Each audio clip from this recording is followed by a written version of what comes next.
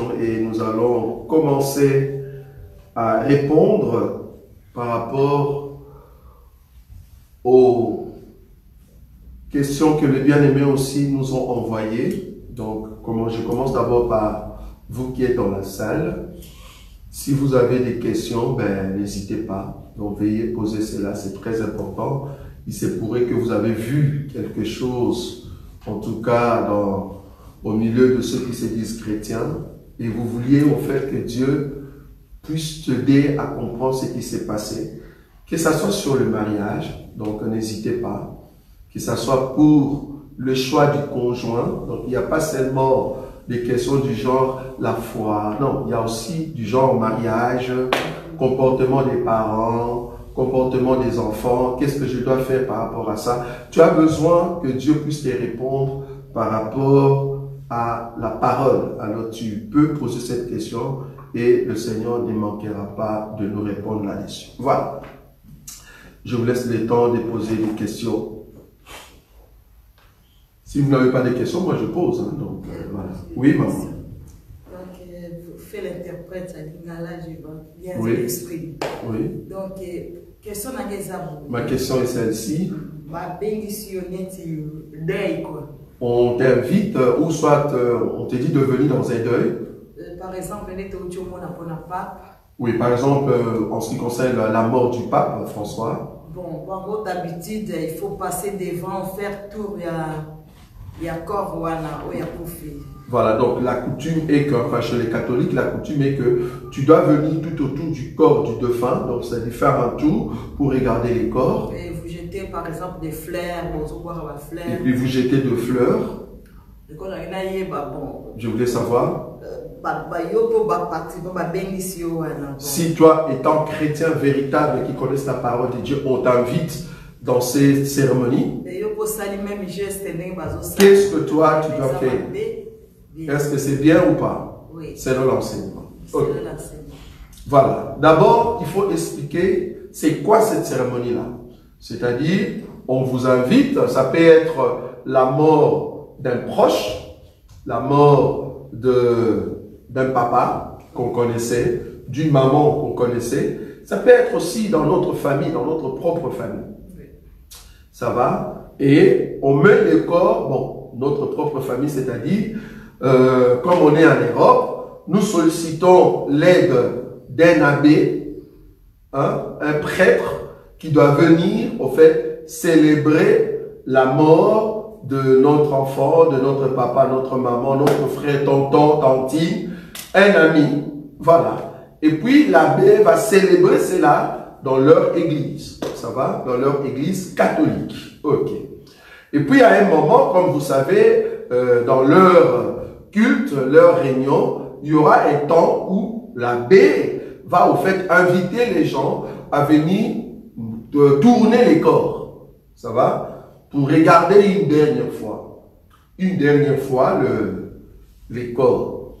Voilà. Toi maintenant étant chrétien, qu'est-ce que tu fais? Est-ce que tu es obligé de venir pour regarder les corps? Même si c'était ton enfant, ton papa, ta maman, ton ami, est-ce que tu dois venir pour regarder les corps dans l'église, enfin, dans soi-disant église ou dans ces cultes-là? Toi, étant chrétien, qu'est-ce que tu dois faire? D'abord, tu dois connaître la définition. La première des choses, la définition de cette cérémonie. C'est quoi cette cérémonie? D'abord, qu'est-ce qui se passe dans l'église dite catholique en ce qui concerne un mort? Est-ce que vous savez d'abord qu'est-ce qui se passe? Oui. Oui, qu'est-ce qui se passe? Qui peut me dire? J'ai oublié. Voilà, elle a oublié. Qu'est-ce qui se passe quand on amène un corps dans leur bâtiment de l'église catholique?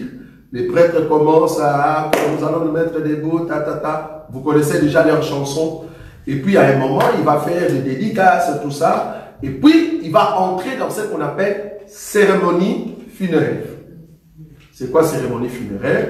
Il vient maintenant devant. Ça, maintenant, c'est vraiment après avoir donné des communions, tout ça. Maintenant, il faut que le corps aille, voilà, au cimetière. Alors, qu'est-ce que le prêtre va faire? Il va faire ce qu'on appelle cérémonie funéraire.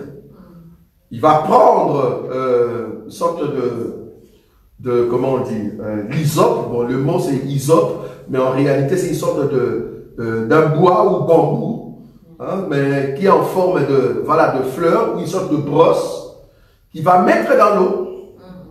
Il vient devant le corps, il commence par jeter l'eau 3 fois. Il jette devant le corps 3 fois, il prend le côté droit 3 fois, il va sur la tête 3 fois, il prend le côté gauche 3 fois.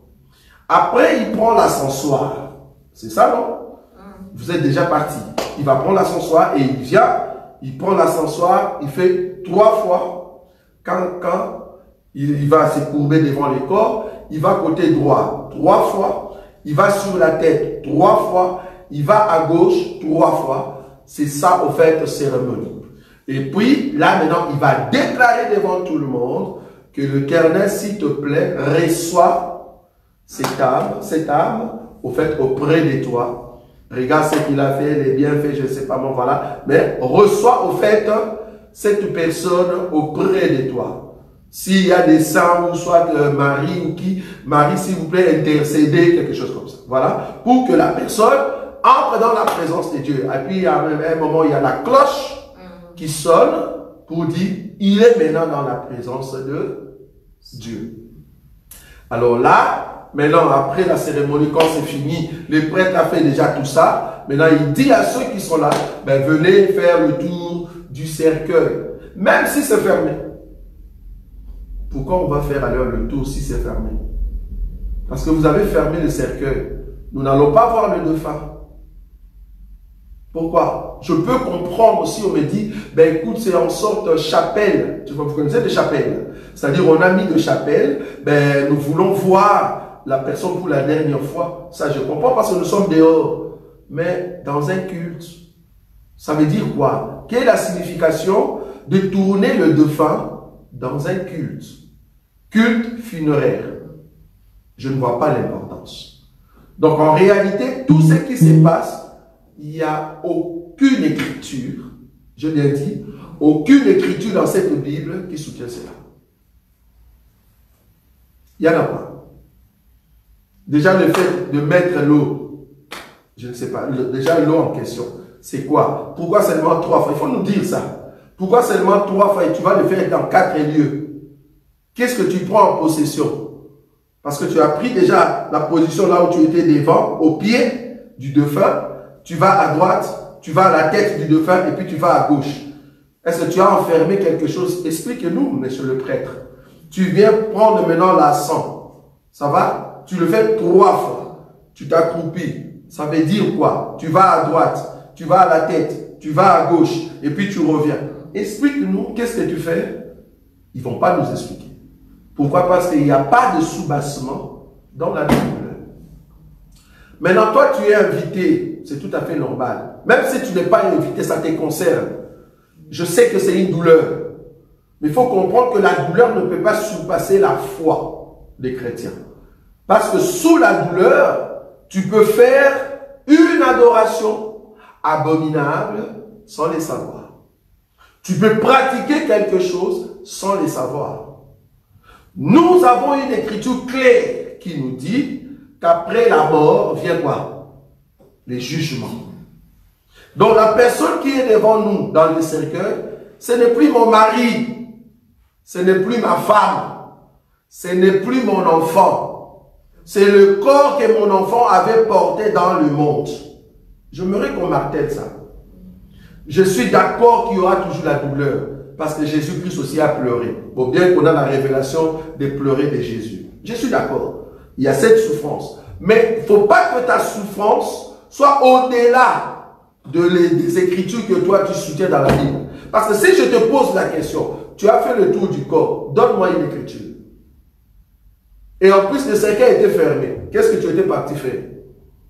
Je suis d'accord que quand tu pleures dans cette douleur parce qu'il y a quelqu'un qui est parti, évitez à tout moment dans des cas pareils de faire ce qu'on appelle la nécromancie.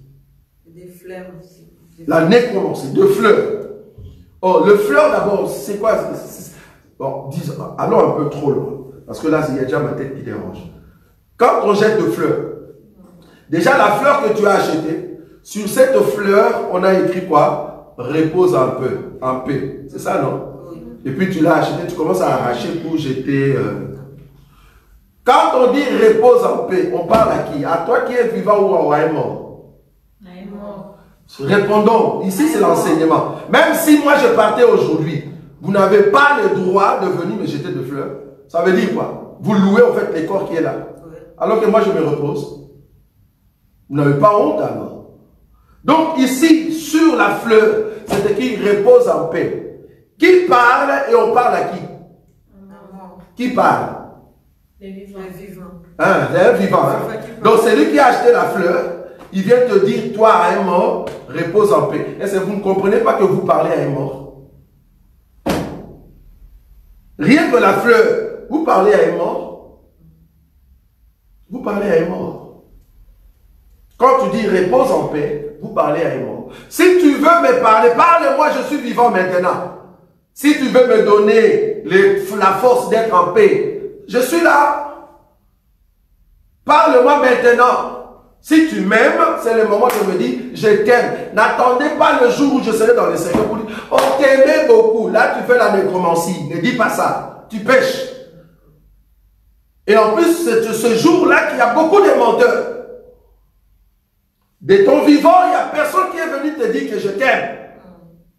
Au contraire, ils étaient dans un camp pour dire, ah ben, il est méchant, il prêche trop, il est trop sévère. Mais le jour où tu vas mourir, il fait l'hypocrisie.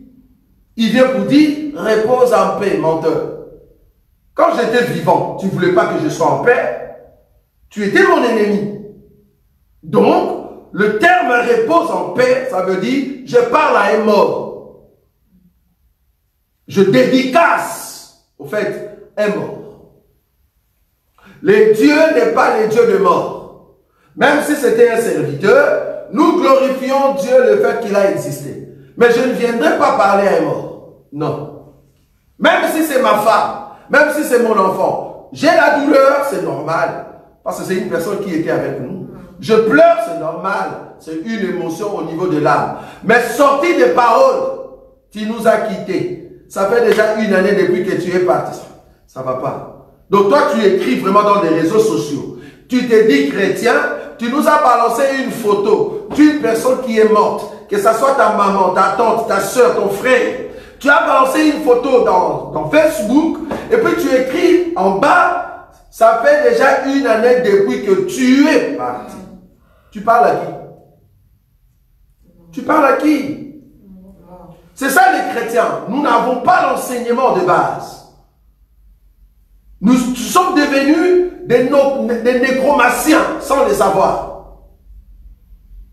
Tourner tout autour du corps. Et plus grave encore, on te dit toi, femme ou mari ou père ou maman, c'est toi maintenant qui dois jeter l'eau sur le corps. C'est toi le parent qui va faire ça. Tu n'as même pas demandé, ça signifie quoi? Et tu te dis chrétien. Chrétien par rapport à quoi? Donne-moi une écriture qui nous dit que quand quelqu'un est mort, il faut prendre de l'eau, jeter 3 fois ici, jeter 3 fois là-bas, 3 fois. Quelle écriture? Là, vous entrez sans le savoir dans des pratiques de l'Église catholique. Nous ne sommes pas des catholiques. Nous sommes des chrétiens.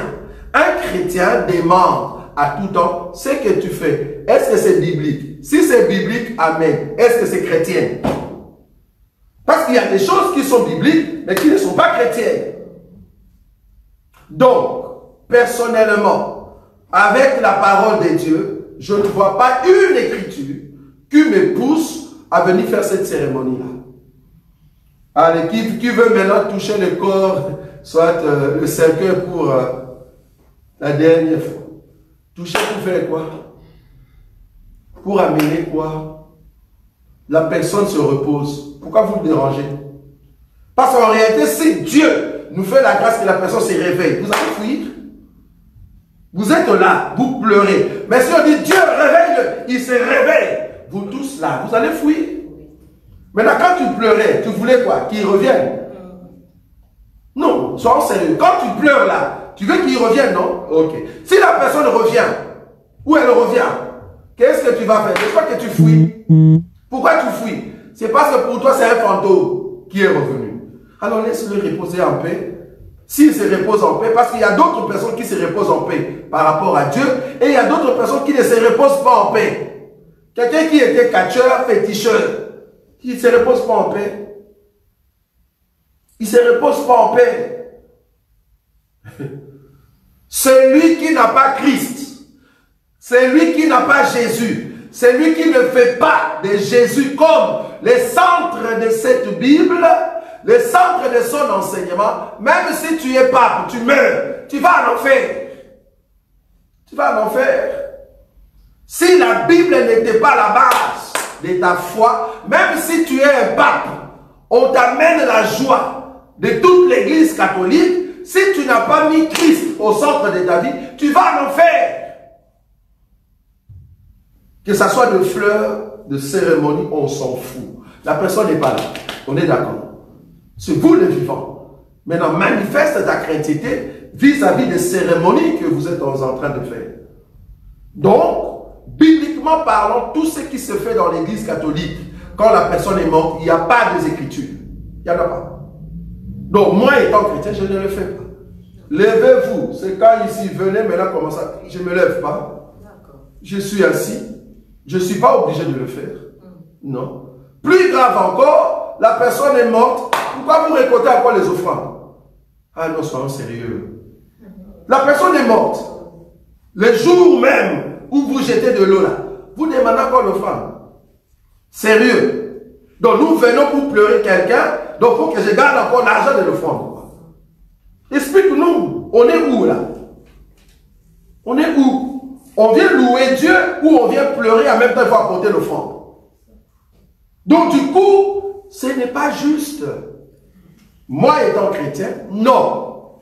Même mon offrande, je ne donne pas. Je donne à qui? Soyons sérieux, je suis dans l'église catholique. On m'a invité parce qu'il y a un mort. Pourquoi je dois sortir mon 20 € pour donner l'offrande? Je ne donne pas. Ça veut dire quoi donner l'offrande là? Là. Il faut nous expliquer. Parce que l'offrande, c'est un signe de quoi? D'adoration. Là-bas, je n'adore pas Dieu. On vient pleurer. Même Dieu, il sait. Nous ne sommes pas venus ici pour adorer. Nous sommes venus pleurer. Si seulement, Seigneur, tu veux nous faire grâce, que la personne ressuscite. Nous ne sommes pas venus pour donner des offrandes. Pourquoi vous allez récolter des offrandes? C'est parce que vous avez compris que le jour de deuil, il y aura du monde. Les gens vont venir nombreux. Profitons pour prendre quand même les 2, 3 €, de 5 €. Parce que vos cultes, en réalité, il n'y a pas vraiment du monde. Profitons maintenant de ce deuil.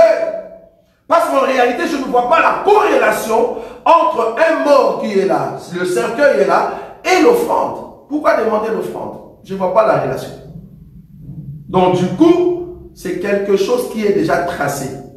C'est en fait un enseignement que eux, c'est comme ça qu'ils pratiquent. Et remarquez dans leurs églises, c'est déjà quelque chose qui est carré. C'est comme ça que nous faisons et ça reste comme ça. Alors qu'il n'y a pas de soubassement dans les Écritures. Donc, moi étant chrétien, bibliste, qui aime la Bible, si ces choses-là ne cadrent pas avec ma foi, je ne fais rien du tout, à part peut-être compatir. Parce que compatir, Dieu ne m'interdit pas de compatir, de pleurer avec ceux qui pleurent et d'être dans la joie avec ceux qui sont dans la joie. Donc je viens accompagner la famille, accompagner le personne, ou soit moi-même, je suis dans le même cas, mais je ne vais pas faire toutes ces pratiques. Parce que si tu tombes dans ces pratiques-là plus loin, même la famille va te faire entrer dans des pratiques. Soit disant ton mari est mort, ta femme est morte, voilà ce qu'il faut faire dans notre coutume. On s'en fout de votre coutume. Quand j'étais à la maison, pourquoi vous n'avez pas amené la coutume pour qu'on ait l'argent? Quand on souffrait, on galérait à la maison, pourquoi la coutume n'a pas amené l'argent? Quand on cherchait du travail, pourquoi la coutume n'a pas amené l'argent? Et maintenant que la personne est morte, vous voulez que la coutume exige à faire des pratiques qui est contre ma foi. Je ne le fais pas. Je m'en fous de votre coutume. Vous faites ce que vous voulez. Je ne vois pas une écriture qui me dit que j'étais avec une femme ou un homme. Dès que la personne est morte, je suis maudit. Il faut qu'on me lave. Je ne vois pas cette écriture. Je ne le vois pas. Donc, on s'en fout complètement de votre coutume. coutume africaine ou européenne, je ne sais pas moi, mais étant donné que cette coutume ne collabore pas avec l'enseignement, ce n'est pas l'enseignement qui le pousse, je ne le fais pas. À un moment, un chrétien doit être un révolutionnaire. Un révolutionnaire. Parce que ta foi n'est pas basée sur les hommes. Notre foi est basée sur Christ. Tout ce que vous pouvez penser, étant donné que Christ me dit que ce que tu fais est bon, je continue. Même si tous les hommes disent que non, c'est pas bon. Étant donné que moi je sais que c'est bon avec Christ, je suis dans la majorité. Donc si Christ me dit oui, même si 1 milliard de personnes disent non, le fait que Christ a dit oui, ça reste oui pour moi. Donc du coup, la pratique en question dans la Bible, il n'y en a pas. Donc moi étant chrétien, je ne le fais pas. Je ne le fais pas. Ça va?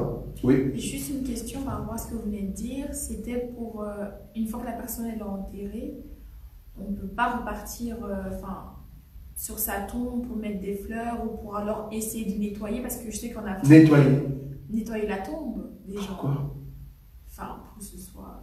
Pourquoi nettoyer la tombe d'une personne qui est morte? Toi étant chrétien, pourquoi nettoyer la tombe d'une personne qui est morte? C'est parce que dans ton idée, dans tes pensées, tu te dis, ben c'est la maison quand même de mon père, la dernière maison, je n'aimerais pas que ça soit sale, c'est ça non? Oui. C'est ça l'idée. Ok, supposons que la personne était mangée par des crocodiles. Tu vas créer la maison. Il y a des gens qui nettoient quand même s'il n'y a rien, ils font d'un endroit... Là, il n'y a rien du tout quand même, tu as mis seulement les noms. Ouais. Mais il n'y a rien dedans. Et tu t'imagines, voilà, la personne est ici. En réalité, la personne n'était pas enterrée. Est-ce que tu ne vois pas que là, tu crées toi-même une idée, des illusions. Ouais. Au fait, la vie chrétienne, c'est une vie de preuve. J'ai besoin de preuves. Tu me dis de faire cela. Je ne suis pas contre la douleur. Je ne suis pas contre le pleur. Non. Je ne suis pas contre la souffrance. C'est quand même quelqu'un qui est... Je suis d'accord. Mais que cette douleur-là ne puisse pas te pousser à faire des choses contre la foi. Pourquoi je dois aller laver la tombe de ma mère? La tombe de mon père? Ah non, ben... Et puis là, quand je vis quelqu'un qui se dit chrétienne, tu es une femme, tu te dis chrétienne, et après quelques temps, il dit, il vient avec une sorte de champagne, avec un seau, brosse. La personne commence à parler. Oh, Nicole, beaucoup de jours, je ne suis pas passé te voir. Maintenant, je viens quand même nettoyer là où tu es. J'espère que tu es bien avec tous les ancêtres. Tu parles à qui? Et puis là, il commence à enlever. Ah, il faut que ta maison soit propre. Et puis là, il jette l'eau. Et puis, il commence à nettoyer. Nettoyer. Qu'est-ce que tu nettoies? Et c'est la maison à qui? C'est parce que toi, dans ta tête, tu te dis que ta maman, ton père, ta fille, ton fils est là. Or, nous, dans notre foi, je crois que l'homme, la personne que j'ai aimée, n'est pas là. Si seulement je suis chrétien, je souligne. Si la personne était chrétienne, pour moi, la personne n'est pas là-bas. Je ne sais pas si tu vois. Oui. La personne n'est pas là-bas. Donc, je ne suis pas contre ta douleur, mais je ne veux pas rentrer là-bas pour commencer à nettoyer. Donc, tu vas prendre la punition de nettoyer toute ta vie alors. Parce que vouloir ou pas, les herbes vont commencer à pousser. Donc, tu vas le faire toute ta vie. De nettoyer la tombe de quelqu'un. Ok, tu en as 10 dans la famille. Donc, le travail que tu as reçu, c'est de nettoyer 10 tombes, quoi. Je ne sais pas. Soyons sérieux. Ben oui, il faut nettoyer leur maison. Si toi-même, tu te dis qu'il faut nettoyer la maison, ou soit la tombe d'une personne, bon, ils sont 10 dans la famille. Va nettoyer aussi de ton oncle. Parce que tu l'aimais. Va nettoyer aussi de ta nièce. Commence à nettoyer maintenant tout, mais tu vas... Enfin, je ne sais pas. C'est quoi cette expression par rapport à l'enseignement? En tout cas, en réalité, cette expression veut dire vous êtes encore vivant ou vous êtes encore réel dans ma vie. C'est pour cela je viens au fait vous donner cet hommage. Donc, vouloir ou pas, c'est la nécromancie. J'ai une dernière question par rapport à ça. Oui. Donc, est-ce qu'un chrétien, il peut brûler son corps? Brûler, si on peut brûler son corps. Oui. Après la mort, est-ce qu'on peut brûler le corps? Du temps de Jésus, bon, je n'ai pas une écriture qui me dit qu'on pouvait brûler le corps. Mais je sais qu'on brûlait des gens. Ça va? Ok. La question qu'on peut se poser ici, brûler le corps ou non? Un corps mangé ou broyé ou non. C'est quoi l'impact après? Mais il n'y a pas d'impact. Parce que la personne n'est pas là dans le corps. Le corps, c'est l'enveloppe. Je te pose une simple question. L'administration de la Belgique t'envoie une note, une lettre, pour dire que tu vas recevoir 4 000 €. Tu ouvres l'enveloppe, tu prends la lettre, tu vas rire, tu vas être dans la joie. Par rapport à l'enveloppe ou par rapport à la lettre? À la lettre. Par rapport à la lettre. Ouais. Et l'enveloppe, qu'est-ce que tu en fais? Comment se fait-il que toi, étant humain, tu as pris l'enveloppe, tu as jeté dans la poubelle, mais la lettre, tu gardes parce qu'on t'a dit l'échéance, c'est dans 2 mois. Donc, tu viendras avec la lettre. Qu'est-ce que tu fais? Tu gardes la lettre pendant combien de temps? Jusqu'à ce que tu vas aller retirer ton argent. Mais où est l'enveloppe? Tu l'avais déjà jeté, tu sais même où ça se trouve? Peut-être tu as pris l'enveloppe, tu as vu un cafard avec l'enveloppe en question, tu tues les cafards, tu fermes, tu vas jeter. Parce que l'enveloppe n'est pas, c'est pas ça la valeur d'une personne, c'est la lettre. Nous sommes une lettre, mais nous sommes dans un corps. La lettre est à l'intérieur. Et Dieu, quand nous mourons, il fait sortir la lettre pour lire qui étais-tu. Est-ce que tu étais bon ou pas? C'est ça qui est important. Les corps peuvent se reposer. On s'en fout du corps. Brûler ou pas, broyer ou pas, c'est pas ça qui est important. Maintenant, les hommes, l'ennemi Satan, dit, ah, la valeur, c'est le corps. Non, on s'en fout. Le corps peut se reposer, on s'en fout. On n'a pas besoin de ce corps. La personne doit être dans le Seigneur pour que sa lettre soit lue au devant de Dieu. Ça va? Oui, Nadine? Oui, moi j'ai une question. Je crois que tout chrétien, ou bien beaucoup de chrétiens comprennent que en réalité, dans l'homme, c'est l'esprit. Oui. Mais par rapport à la façon où vous développez, donc c'est pas utile d'enterrer quelqu'un, c'est pas utile de faire la tombe. Ça veut dire si vous avez vécu avec quelqu'un, la personne est décédée, alors oublions-les complètement, quoi. C'est pas ce que j'ai dit. Bon, c'est une question que je Oui. suis en train de poser. Parce que j'ai des par rapport à écritures. votre développement. Merci. Parce que c'est que la Bible dit, en réalité, dans l'homme, c'est l'esprit. Très bien. Okay? Nous comprenons aussi, même quand nous serons enlevés, c'est par rapport à l'esprit. Mais nous sommes aussi dans la chair. Oui. Et cet aspect-là, bon, j'évite de dire personnellement parce que c'est strictement interdit de réfléchir, mais nous sommes dans la terre et nous vivons sur cette terre et nous sommes dans la chair physique et pas spirituelle. Très bien. Et autant donné qu'on a vécu avec des gens qui sont chers, parents, amis, mari, enfants, des gens de très chers et qu'on a beaucoup de souvenirs et on doit automatiquement, à l'instant même que la personne est décédée, ça veut dire oublions complètement, la personne n'a plus existé et sur ce point-là, je ne comprends pas. Très bien. Merci beaucoup pour la question. Je crois que la limite ici de ce que je martèle, c'est au fait, la douleur que tu as ne peut pas freiner au fait ta foi. C'est là-bas que je suis. Parce qu'il faut comprendre la question des mamans. C'est quoi cette cérémonie? Ok. Donc ici, je suis dans la chair. Étant homme, j'ai l'émotion. On est d'accord? Dans l'émotion, ben je pleure. C'est ce que je dis ici. Je pleure, j'ai compati. C'est ce que je dis. J'ai compati. Maintenant, évitons au fait de compatir sous forme des Africains. Excusez-moi, moi-même je suis africain. Sous forme des Africains. Parce que les Blancs aussi compatissent, on est d'accord. Mais les Africains, c'est comme si tu veux nous rappeler maintenant qui était vraiment cette personne. Tout en pleurant. Oui, on te connaissait. C'est toi qui allais à Clémenceau. Oh, Clémenceau. Clémenceau va chercher. Clémenceau ne te verra plus. Ah, toi et moi, nous étions à la fête. Tu nous rappelles au fait ce que la personne était. La question, c'est de savoir, tu parles à qui? C'est là-bas que moi je suis. Tu peux compatir, tu peux pleurer. Ça, je suis d'accord. J'ai des écritures qui me disent que quand une personne meurt, on doit l'enterrer. Je ne suis pas contre l'enterrement. Non. Pierre Thomas, il n'y a pas de souci. Vous pouvez le mettre. Mais ici, selon la question de la sœur Muriel, c'est le pierre tombale, il faut aller commencer à laver. C'est-à-dire le jour de mort, je vais aller là-bas pour laver. Voilà. Chaque année. Voilà. Même pas la c'est là-bas que je suis. Mais je veux dire, imagine que c'est juste, disons, un rappel. Rappel de deux. La personne est déjà morte. Hein? La personne est morte, je comprends. Oui. Mais il y a des herbes qui sont poussées tout autour. Ah, comment tu le sais? Donc tu étais parti là-bas au cimetière? Non, c'est normal, c'est normal. Ah, donc tu es passé là-bas? Non. Naturellement, les herbes poussent tout autour. Mais la façon dont vous nous présentez, ça veut dire, au moment où vous enterrez la personne, oubliez complètement, ne passe plus là-bas.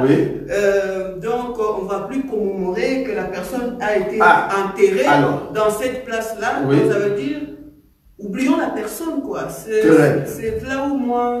Très bien. Quand nous disons oublions la personne, oublions son corps ou c'est bien fait. Je crois que ici, j'ai bien dit la lettre, j'ai bien expliqué, la lettre et l'enveloppe. On est d'accord? Donc, la lettre et l'enveloppe. La lettre, c'est là-bas que se trouvent les valeurs de la personne. La personne peut-être a réalisé, a laissé de grandes choses. Je ne veux pas faire la nécromancie, mais je dis merci Seigneur, parce que tu nous avais donné une telle personne qui a fait ça. Je ne sais pas si vous comprenez ce que je dis. Je dis à Dieu, merci, tu nous avais donné une telle personne qui a fait ceci, qui a fait cela. Je ne parle pas aux morts. Voilà, là je parle à Dieu. C'est-à-dire, la lettre est encore valable. Mais je parle par rapport à l'enveloppe. C'est là-bas que moi je suis, l'enveloppe. Parce que nous, la nécromancie qu'on fait, c'est par rapport à l'enveloppe. Ce n'est même pas par rapport au bienfait. Par rapport au bienfait, on est d'accord. Ah Dieu, merci, je bénis ton Saint-Nom. Tu m'avais donné un bon mari. Tu ne parles pas aux morts. Alors que tu pleures. Je ne sais pas si on comprend. Mais si toi, tu ne pries pas, mon mari, tu m'as laissé avec les enfants. Qu'est-ce que je vais... Tu parles à qui? C'est là-bas que je suis. Je ne sais pas si on comprend la nuance. La nuance de dire, parce que David aussi a perdu un enfant. Je les Écritures. David aussi a perdu un enfant. Il n'a pas parlé aux deux femmes. Il parle à Dieu. Qu'est-ce que tu m'as fait? Dieu, ok, toi qui avais donné, toi qui as repris, gloire à toi. Mais il ne parle pas aux morts. Le problème ici, c'est d'éviter de faire la nécromancie. Donc je n'ai pas dit ici d'oublier la personne. Ce n'est pas ce que moi j'ai dit. La personne est toujours là, mais tu ne fais pas la nécromancie, c'est-à-dire que tu ne parles pas aux morts. Oui, là je comprends, on ne fait pas la nécromancie, mais c'est qui aussi, quand la personne vient de décéder, il y a l'émotion et le souvenir qui monte à l'instant. Bon, par rapport à moi, c'est pour cela aussi, des fois, les gens pleurent aussi de cette manière-là.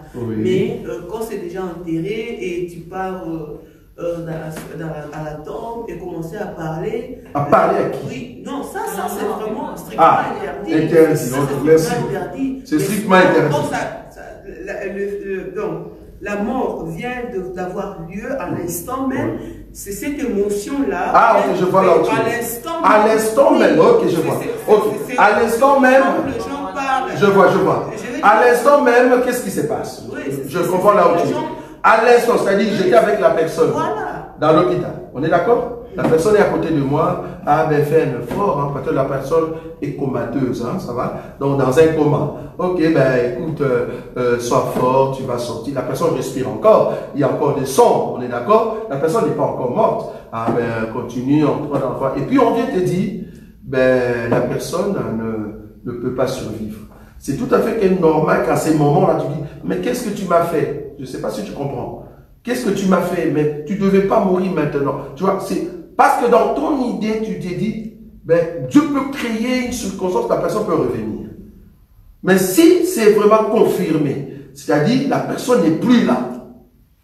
Mais attends, tu ne vas pas continuer quand même à parler à la personne, à moins que Dieu te mette dans le cœur qu'il y aura quelqu'un qui va venir pour ressusciter la personne. Là, c'est autre chose. Mais si vraiment la personne est déjà partie, tu ne vas pas continuer à parler à la personne.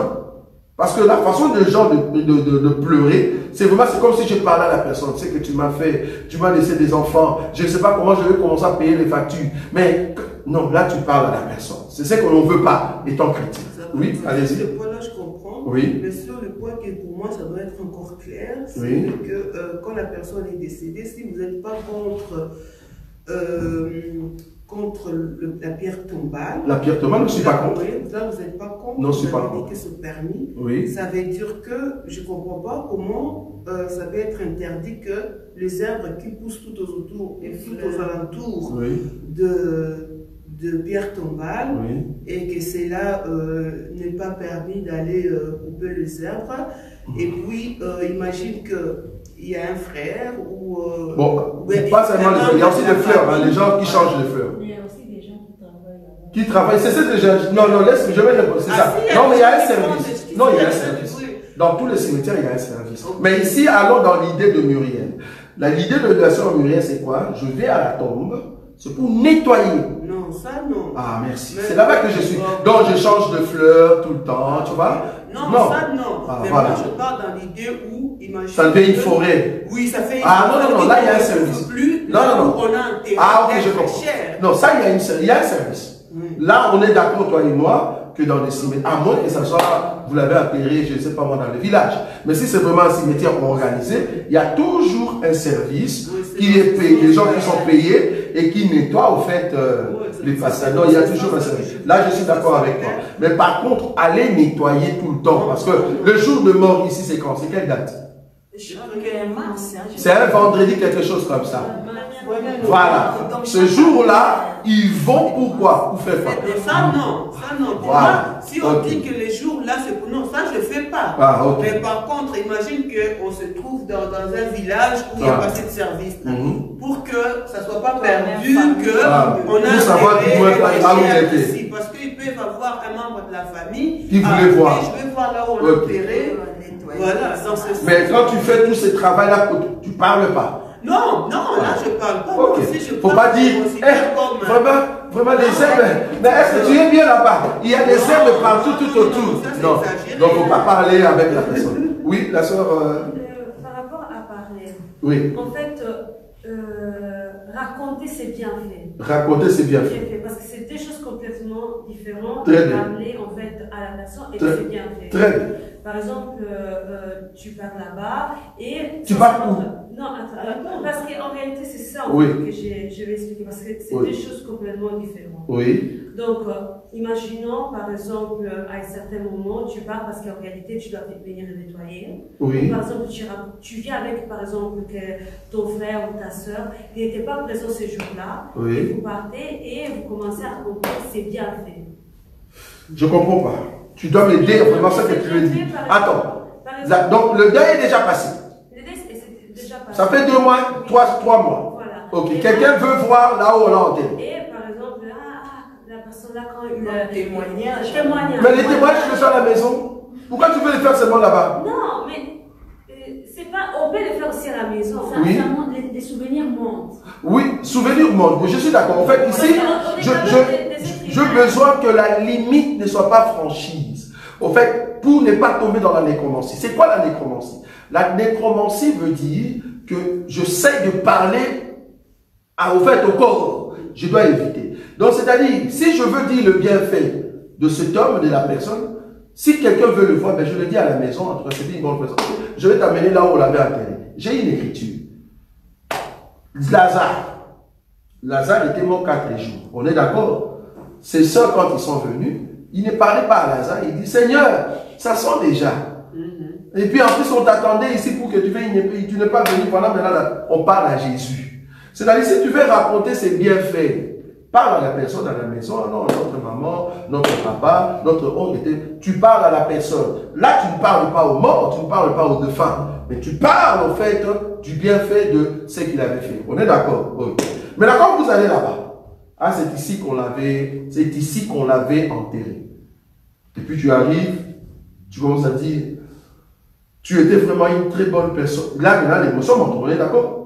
Tu as dit là-bas qu'il était une bonne personne. Et puis tu viens encore devant la tombe, tu commences à répéter la même chose. Tu étais vraiment une très bonne personne. Je suis sûr que ce que tu nous as légué, ça va. Là, tu parles maintenant aux deux femmes. Ça, il faut éviter. Mais là, ça, c'est une phrase, par exemple, d'un païen. Mais bon, non, il y a aussi des chrétiens qui le font. Ils se disent chrétiens. Mais voilà. moi, avec l'enseignement, L'enseignement. je parle avec elle, je ne parle pas avec lui. Tu parles avec qui? Non, je dis elle était. Je ne dis pas tu es. Ah oui, donc quand tu dis elle était, donc c'est pas, donc tu parles à l'autre. Oui. Mais où? Cimetière. Pourquoi cimetière? Pourquoi seulement au cimetière? C'est là-bas que moi je suis. Pourquoi ne pas le faire à la maison? C'est là-bas que moi je suis. Voilà, donc pourquoi venir le faire là-bas? Ok, on reste en silence. Mais pourquoi tu viens parler? Parce que toi tu voulais quoi? Mais tu voulais lui montrer l'endroit là où on l'a enterré, oui ou non? Seigneur, c'est ici qu'on a enterré Lazare. Tu montres, non? Montre! Donc si la personne à côté de toi elle parle, je laisse. Parlez quoi? La personne. Bon, donc la personne n'est pas chrétienne. Oui. Si elle commence, mais non, ça te regarde pas. Ah, ok, Moi, chrétien, qu'est-ce que moi je fais? Moi, si il commence à pleurer, il ça devait faire des cérémonies. C'est lui, ça ne me regarde pas. Moi, je ne parle pas. Dans le cimetière, je ne parle pas aux morts. Non. Je ne parle pas. Mais moi, je ne comprends pas parce que tout à l'heure, vous avez dit que sur Internet, maître, ça fait 1 an que la personne est partie. Pourquoi on peut... Ah non. Là, c'est autre chose. Là, tu as changé. Oui. Tu as bien dit, tu as mis la photo d'une personne. Ça fait 1 année, 2 mois que cette personne est partie. Elle était une personne bonne. Elle était tatata. Là, tu fais ce que la sœur a dit. C'est-à-dire, tu racontes les bienfaits de la personne. À qui? À ceux qui lisent. On est d'accord? Oui. C'est-à-dire, tu le fais pour les vivants. Mais par contre, si tu écris, tu mets sa photo. Ça fait 2 mois, 3 mois que tu y es parti. Tu nous manques. Est-ce que tu vois? Tu parles à qui? Je ne comprends pas pourquoi on ne peut pas. Parce qu'en soi, c'est un sentiment que la personne n'est plus là et qu'il y a un manque, qu'il y a un vide. Oui, mais tu parles à qui? Le sentiment, je suis d'accord. Le problème, c'est ton langage. Ton langage, est-ce que tu parles à nous, religion, c'est que tu as mis sur Facebook, ou tu parles à la personne même?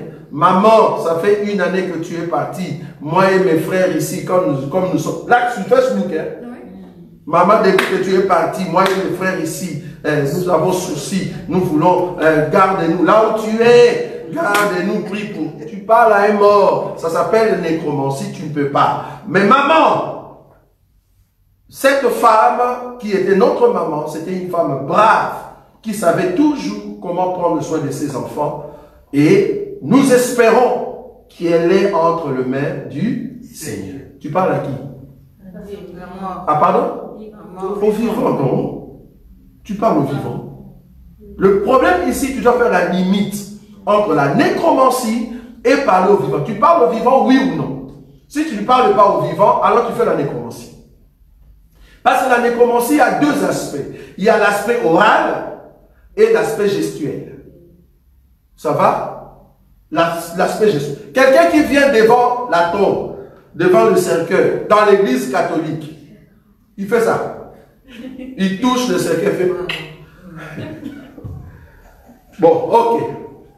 Mais moi j'ai une question parce que bon... Oui, tu peux poser toutes les questions, je suis d'accord. Allez-y. J'ai une question de pourquoi on ne peut pas parler aux morts. C'est déjà la question. C'est interdit dans la Bible.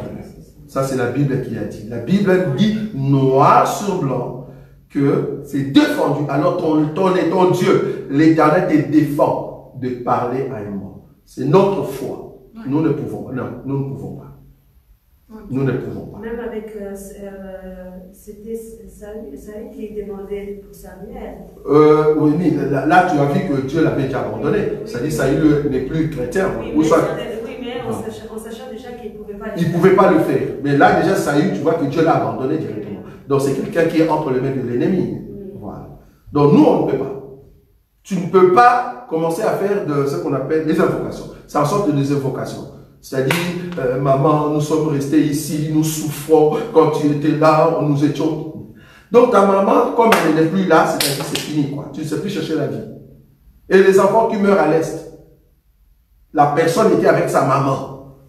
Et on a tiré, en fait, sa maman, bam, la maman est tombée. Mais la personne continue de vivre. Et la personne, aujourd'hui, est encore là. Donc je crois que si on est chrétien, on doit en tout cas prôner les valeurs de la chrétienté. Ça va? Mais c'est justement par rapport au fait d'être chrétien. Oui. Parce que là, moi je viens d'apprendre tout ça. Oui. Et je me demande, enfin, on a tous des convictions différentes. Très bien.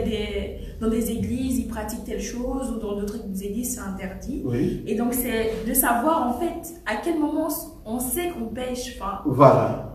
comment on sait que ce que je fais, c'est pas bon? Parce que maintenant, si, supposons que je le faisais, et que est-ce que j'étais dans le péché ou alors... Ou pas. Non. Comme si tu le faisais, vu que tu as rencontré maintenant l'enseignement, la Bible t'appelle au fait que tu étais dans l'ignorance et que maintenant tu as trouvé la lumière.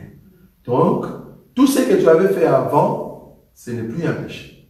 Pourquoi? Parce que tu as rencontré maintenant le véritable, l'enseignement. Mais si, bien que tu as écouté ça, tu continues toujours dans la même voie, là, la Bible t'appelle rebelle.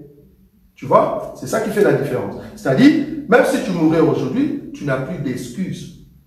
Parce que, comme nous disons, là où il n'y a pas de loi, ben, il n'y a pas de péché. C'est-à-dire, en réalité, ce que tu faisais pour toi, c'était bon, mais comme maintenant on te dit que c'est mauvais, mais il faut qu'on puisse te prouver aussi dans l'enseignement. Tu vois, si tu veux qu'on donne l'enseignement maintenant sur la nécromancie, je peux toujours te donner, hein, pour te montrer que la nécromancie est interdite dans la chrétienté. C'est biblique. De choses, par exemple, c'est biblique, mais c'est pas chrétienne. Je ne sais pas si tu comprends la différence entre quelque chose qui peut être biblique, mais ce n'est pas chrétien. Il y a d'autres choses qui sont dans la Bible, oui, mais la chose n'est pas chrétienne. Donc, quelqu'un qui peut prendre une écriture dans l'Ancienne Alliance pour te dire, voilà, c'est dans la Bible, oui, mais est-ce que c'est chrétien? Tu vois? Parce que nous ne sommes pas de juifs dans la chair, nous sommes des chrétiens. C'est-à-dire, quand il y a une parole, je dois le comprendre dans la chrétienté. C'est là-bas que j'ai la vie. Mais si je ne le comprends pas, non, ça ne va pas. C'est biblique, c'est noir sur blanc, que si la fille du sacrificateur ou du pasteur ou du prophète est déviergée, il faut prendre cette vie aux yeux de tout le monde, vous le jetez le pétrole, vous la brûlez. Je ne sais pas si tu comprends ce que je dis. C'est écrit dans la Bible. C'est écrit dans la Bible que la fille du sacrificateur qui pêche, c'est-à-dire qui s'est déshonorée, qui est déviergée, qu'est-ce qu'il faut faire? Il faut appeler les gens, c'est-à-dire il faut la tuer devant tout le monde. C'est biblique, mais est-ce que c'est chrétien? Est-ce que c'est chrétien? Ah non. Ce n'est pas parce que j'ai une fille et que la fille n'est plus chaste, à vous dire, ah, c'est écrit. Toi qui es pasteur, regarde ta fille ce qu'elle a fait, donc nous allons tuer. Déjà, tuer là, c'est l'État qui vient. On va vous prendre tous directement en prison. Donc c'est biblique, mais ce n'est pas chrétien. Oui, donc. Ah oui, c'est la soeur. La question, maman, la question que la maman a posée. Si on expose le corps des deux femmes et les gens tournent. Est-ce que moi, étant chrétien, est-ce que je dois tourner tout autour? Non. Pourquoi? Parce que tu ne sais pas ce que tu fais.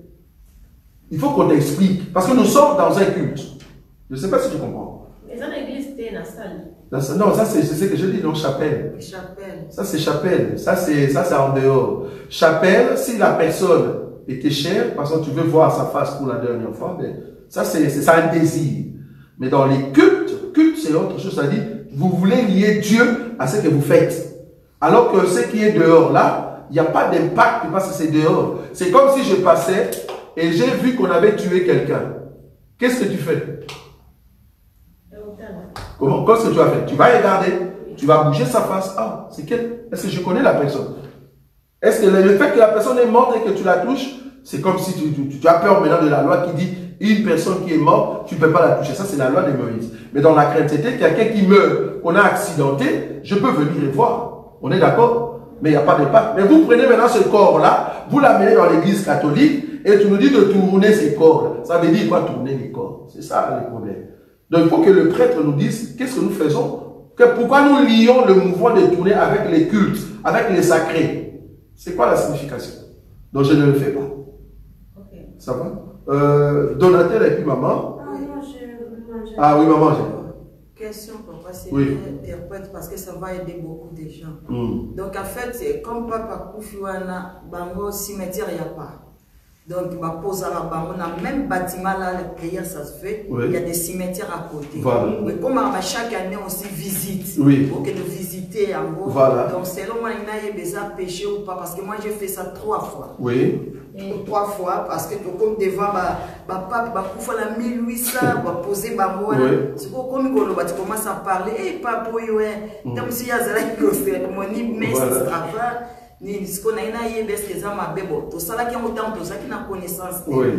Bon, en tout cas, les cimetières, sous leur cathédrale. Voilà. Par exemple, nous autres, nous sommes passés par Kisantu. Pour ceux qui connaissent Kisantu, qui est au fait au Congo RDC.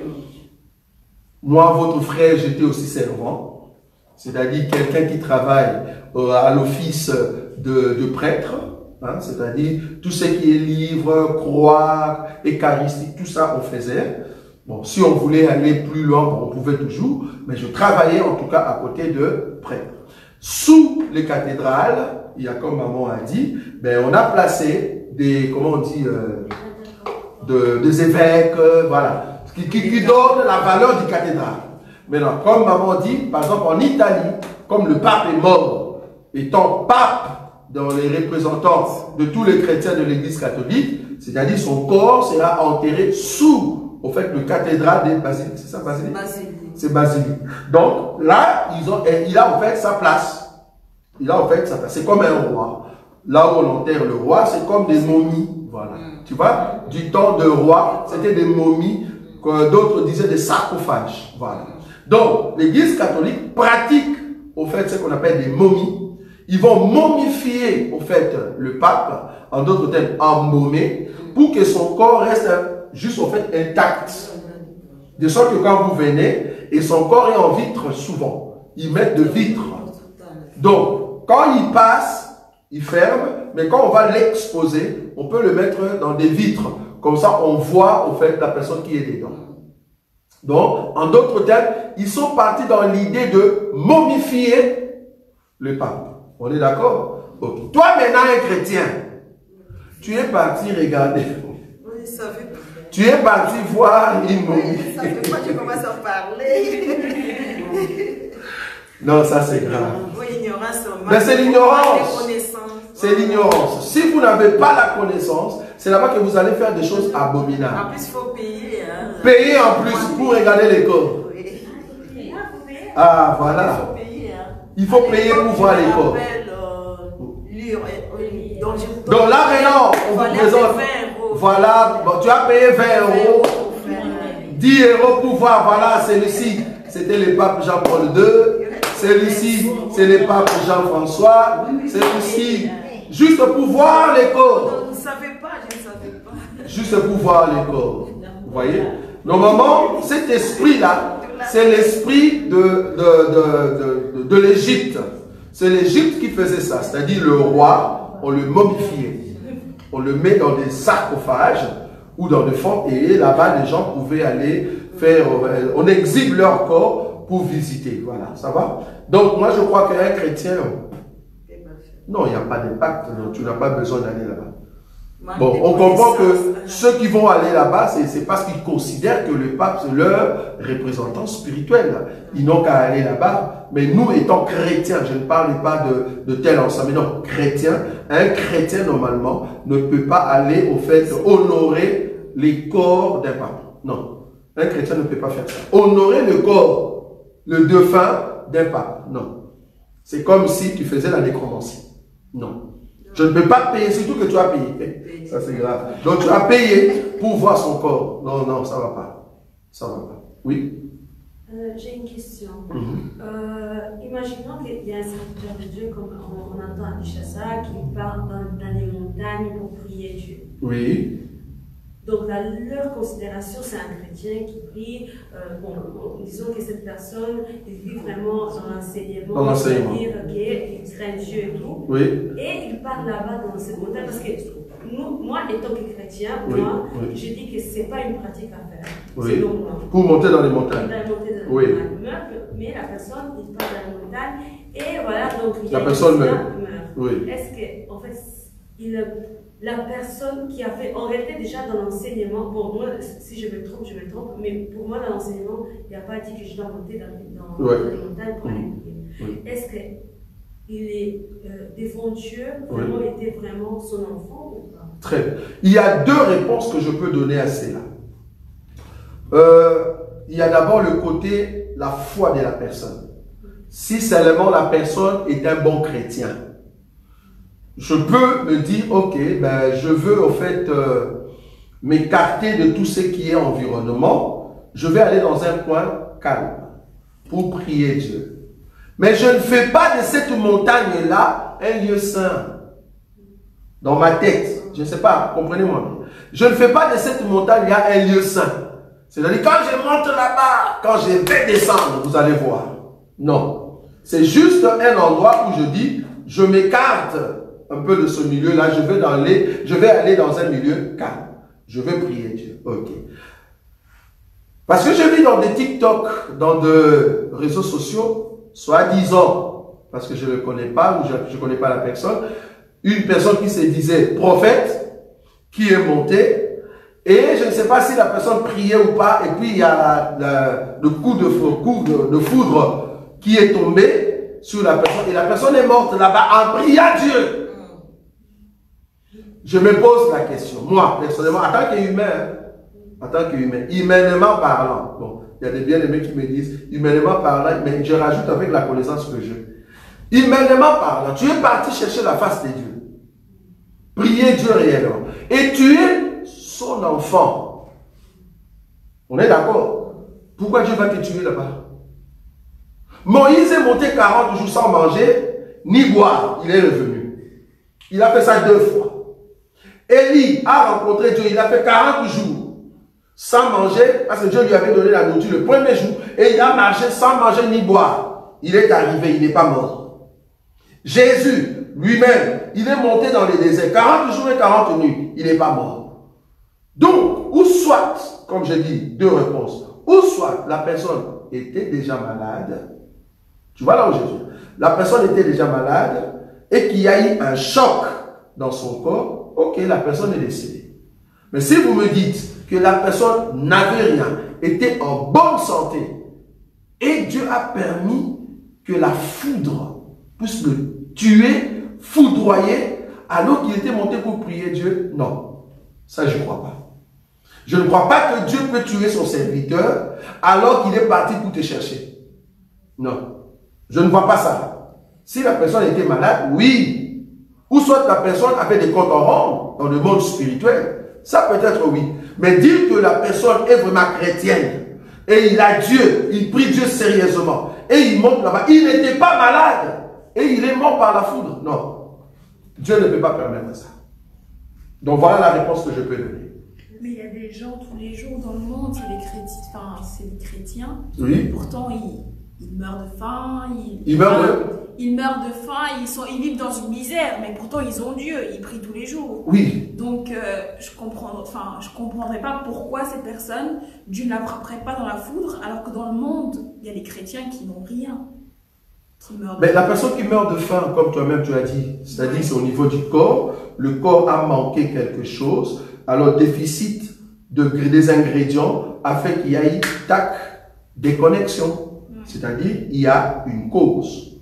La cause, c'était la faim. Je n'ai pas pu manger. Est-ce qu'on est d'accord? Oui. Tu as bien dit, hein, il meurt de la faim. Mais la personne n'avait pas faim. La personne n'était pas malade. On est d'accord? Okay. La personne est montée pour chercher la face de Dieu. La personne est montée pour louer Dieu.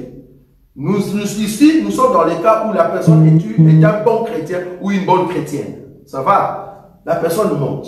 Explique-moi dans quelle magie Dieu va tuer son enfant alors que la personne n'est pas malade, mais la personne reçoit la foudre pour que Dieu puisse le tuer.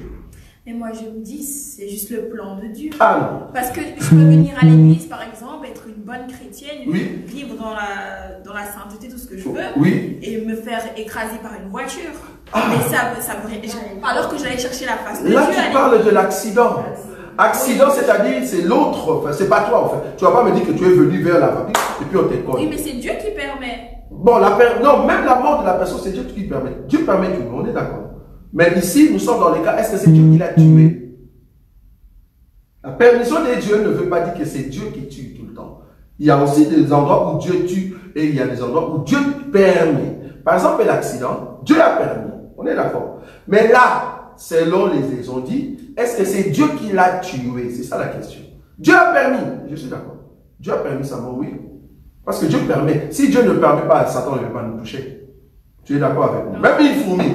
Même une fourmi. Il faut que Dieu permette pour que tu puisses tuer une fourmi. Tu vois la fourmi? Ou les cafards à la maison. Vu que ce n'est pas toi qui l'as créé. Il faut que Dieu permette. Sinon, tu vas dire, passe. Ne viens plus ici. Tu vois? Pourquoi tu vas laisser? C'est parce que ce jour-là, tu n'étais pas au fait prêt pour tuer les cafards. Mais Dieu qui crée toutes choses, il sait. Tu comprends? Donc, une personne, je répète encore, une personne qui n'est pas malade, qui n'a pas faim, la personne est une bonne chrétienne. Et la personne est partie pour chercher Dieu, et c'est Dieu qui l'a tué. Est-ce que tu as, au fait, des références bibliques? Il n'y en a pas. Il n'y en a pas. À moins que, comme je dis, si la personne était malade, et en plus la personne est jeune, hein, je ne parle pas des vieux, je peux comprendre encore le vieux. Bon, à moins que la personne était malade, mais la personne a dit, par la foi, je vais quand même aller prier. Or, on est d'accord que si tu es malade, même dans notre corps, le corps va te dire, ne bouge pas. Reste à la maison, parce que je ne me sens pas bien. Mais si toi tu dis, par la foi, je vais monter. Peut-être c'est que Dieu te disait à la maison de rester, c'était ça la voix de Dieu. Mais toi, tu n'as pas écouté, tu es parti quand même prier. Ok, Dieu permet, tu vois. Dieu permet que tu meurs, je suis d'accord. Mais Dieu, tu n'as pas faim. Tu es en bonne santé, tu n'es pas malade. Au fait que tu es un bon chrétien, mais tu montes pour chercher la face de Dieu et Dieu te tue là-bas. Non, ça, je ne vois pas des Écritures. Dieu va permettre ta mort parce que tu as des problèmes, en fait, avec d'autres mondes spirituels. Donc, du coup, la mort de la personne est un peu un mystère. Il faut maintenant se poser la question. On doit faire l'autopsie. Si la personne était malade, c'est prouvé que la personne avait un problème de tension. Il a fait des crises, donc il faut aller voir ça. S'il n'y a pas ça, c'est vraiment foudre. Non, la personne a été foudroyée par l'esprit maléfique de Satan. Donc, la personne n'ira pas au ciel. Ça va? Waouh, il nous reste 5 minutes. Oui, Dorian? J'ai une question par rapport au mariage. Oui. C'est pas ma question, mais je suis aussi quand même intéressée. Oui. En fait, de ne pas se marier avec différentes ethnies. Comment? Il y a cette personne qui a dit que ce n'est pas bien, oui. Étant par exemple des chrétiens congolais, même si dans la chrétienté, on ne regarde pas les origines d'une personne. Les origines? Mais il ne faut pas se marier avec d'autres origines dans le monde pour éviter des problèmes, parce qu'on a différentes cultures, traditions, et aussi on parle différentes langues. Une fille blanche, et que toi tu es noir, tu es en Afrique, fin fond, là où il y a cette coutume-là, et que tu rencontres une blanche ici, qui a l'argent, et qui va te donner des séjours, il n'y aura plus de coutumes comme ça. C'est ça le problème avec nous les Africains. Donc toi tu es chrétien, mais tu as encore des injonctions de la famille qui te disent tu ne peux pas épouser tel chrétien. Je peux aller plus loin pour conseiller. Si ça reste dans les cadres d'un conseil, ça je comprends. Mais si ça reste dans les cadres des injonctions, c'est-à-dire tu ne peux pas, tu ne dois pas, non, si tu es chrétien, non. Un chrétien. Cette personne est chrétienne et oui. Elle a aussi cet enseignement. Donc si la personne a cet enseignement, c'est vraiment une imposition. Non, si la personne a cet enseignement, la personne sait très bien que si je rencontrais par exemple une Polonaise qui est en Christ et Jésus, ça ne me dérange pas. Même si les Polonais, ils ont leur habitude, leur façon de vivre. Si je rencontrais un Portugais, ça ne me regarde pas, à moins que la personne soit dans la craintivité véritable. Moi, la première chose dans le choix du conjoint, c'est quoi la première chose à regarder? Il faut que la personne soit dans l'enseignement. Ça, c'est vraiment inévitable. Je ne peux pas négocier. Tu ne peux pas négocier ça. Si la personne n'est pas dans l'enseignement, je ne prends pas. Donc, il faut que la personne soit d'abord dans l'enseignement. Ok, point 2. Peut-être la personne a étudié, peut-être la personne est belle, peut-être la personne est de telle tribu. C'est toi qui décides. Mais ce n'est pas à la famille de venir faire l'injonction sur toi. Comment tu es encore sous ta famille par rapport à ne prends pas telle personne, bien que la personne est chrétienne, que tu as vérifié que c'est vraiment une chrétienne, mais la personne là, tu ne veux pas, enfin, la famille va te donner conseil, mais la famille ne dira pas non, nous ne voulons pas. Bon là, en tout cas, ou soit tu n'as pas encore grandi et tu n'es pas encore autonome. Cette personne a dit que Parce que moi, en parlant avec cette personne, je lui ai dit qu'on s'est marié avec l'homme, pas avec la famille. Non. Mais elle a dit que oui, dans toutes circonstances, on va toujours marier, tu vas toujours marier aussi la famille. Bon, la personne peut-être elle ne comprend pas. Il faut vraiment poser la question à la personne.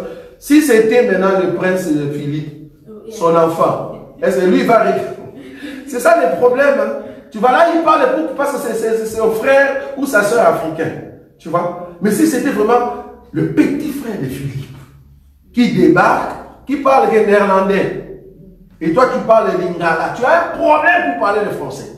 Tu vas tout faire pour aller prendre l'école des néerlandais. Tu vois, là, tu ne regardes plus la langue. Hein?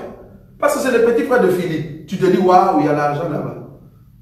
C'est pas un bon chrétien. Oh, il sera un bon chrétien. Tu vois, tu vas créer tout ce qui est des opportunités parce que c'est une bonne personne pour toi. Non, moi je crois que ce n'est pas fondé.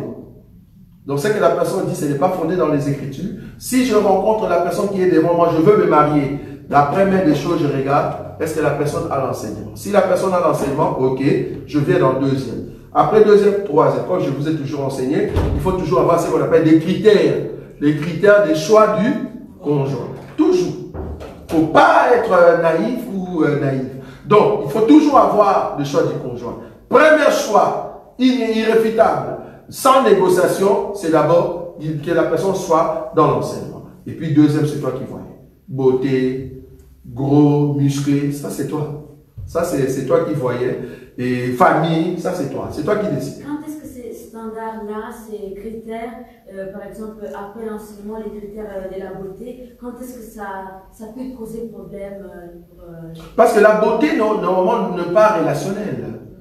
La personne que toi tu penses être, il est beau. Mais si on demande à Myriam, elle dit, comment tu peux prendre telle personne? Tu vois? Alors que la foi, tout le monde, nous sommes d'accord que si tu n'as pas l'enseignement, ça ne va pas. Mais par rapport à la beauté, cela dépend de la personne. Là où toi tu vois beau, moi je ne vois pas. Là où toi tu ne vois pas, moi je vois. Toi tu dis, ah, c'est vraiment l'homme de ma vie. L'autre dit, mais non, avec ces nez là, ça ne va pas. Tu vois? Donc, là, c'est vraiment, c'est un choix. C'est pour ça que je dis, là, c'est à vous de voir. Mais la base doit d'abord être posée, comme on dit, balustrade. On pose d'abord que la personne soit dans l'enseignement. Et après, tu commences à... Et si les standards sont trop élevés? Comment? Si les standards sont trop élevés, ça peut empêcher cette personne de se marier parce qu'elle est très exigeante ou pas? Ben, je crois que la personne qui est devant toi, c'est un chrétien ou une chrétienne. Voilà. Donc, la personne est censée avoir l'enseignement. Quand tu parles de l'écart, mais il faut toujours voir. Parce que, supposons. J'ai en face de moi un docteur, un mari, un homme qui est docteur et qui est dans cet enseignement. Mais moi, mes études, c'est au fait, je me suis limité en deuxième primaire. Par exemple. Ça va? Ok. On est d'accord que du côté intellectuel, on a un grand problème. Il y a un écart. Ok? Parce que... voilà, cet écart va amener des problèmes dans le mariage. On est d'accord. Donc, du coup, c'est le choix. On appelle ça choix du conjoint. C'est toi qui voyais. Est-ce que tu veux réellement, toi qui es un docteur, épouser une femme qui a terminé en deuxième? Je te dis, tu auras toujours de grands soucis, des compréhensions. L'incompréhension. Là où toi, tu vois qu'il y a une opportunité, elle dit, ah, fais attention. Parce qu'elle n'a jamais vécu ça. Donc, premier balustrade, c'est bon. Deuxième, c'est toi qui voyais. Par rapport à l'éducation, par rapport à ce que tu es. Si tu es bien éduqué, ne va pas prendre quand même quelqu'un qui a une éducation basse. Tout ça, il faut en tout cas négocier et voir. Mais ce qui est innégociable, c'est la foi. Et les autres, c'est négociable. J'ai toujours dit ça. C'est négociable. Que ça soit beauté, l'intelligence, tout ça, c'est négociable. La personne n'a pas l'argent. Oh. Ah, ta famille te dit, il faut prendre quelqu'un qui a déjà une maison, qui a déjà une voiture. On s'en fout, nous autres. On a rencontré nos femmes, on n'avait rien du tout. Elle est là. Elle peut vous dire, on n'avait rien du tout. Et aujourd'hui, si peut-être on lui demande dans des coulisses, est-ce que tu veux vraiment abandonner cet homme? Elle va vous dire, non, je préfère encore continuer avec celui-là. Voilà. Donc, au départ, peut-être tu ne vois pas encore l'évolution de la personne, parce que c'est négociable, ça peut changer. Mais ce qui est la foi, ça ne change pas. Oui ou non. Si tu n'es pas dans la foi, non. Si tu es dans la foi, oui. Là, c'est innégociable. Donc, on ne peut pas négocier. Ça va? Merci. Mais on est... oui, vas-y. Oui, par rapport à la foi, des fois aussi, c'est trompeuse. Hein. Par rapport à la foi. Par rapport à quelle foi? Il y a beaucoup de foi. Depuis le faux, comment? Oui. Mais qui sont dans la parole? Oui, mais c'est que vous dites, oui, mais on dit juste la réalité. Oui. Mais attends. Vrai. Bon, par rapport à la parole, c'est que vous dites, oui, il faut... Ça, c'est... Voilà. Mais là, on est d'accord. C'est qu'on vit aussi beaucoup de gens qui semblent... Au départ. Non, pas au départ, qui semblent être bon dans la parole. Ah, ok, ça c'est autre chose. On rencontre... Là, en fait, là, tu me dis que la personne n'est pas vraiment dans la parole. Là, ça change. On semble être vraiment dans la parole. Bon, enfin, ce n'est pas encore le cas. Ici, restons dans les cas où la personne est dans la parole. Et quel est le deuxième point? Restons là. Mais si tu me dis, ah, mais la personne semblait être... Là, ça devient un autre cas. On peut le traiter aussi d'autrement. Mais restons ici dans les cas où la personne a l'enseignement, toi aussi tu as l'enseignement, là c'est bon. Maintenant, le deuxième cas, toi tu as en fait un diplôme de docteur, mais la personne a terminé en deuxième de primaire. Qu'est-ce que tu fais?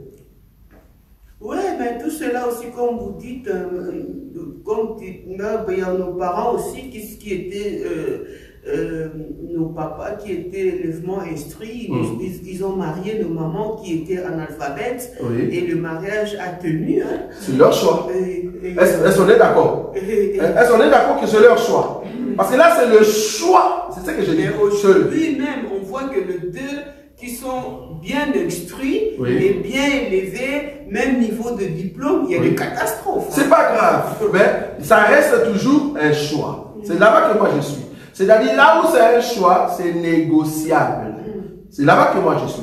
Parce que si nos parents ont fait cela, moi en réalité, personnellement, si mon papa avait épousé ma maman et qu'il y avait écart d'intelligence, moi, son fils, je ne le ferais pas.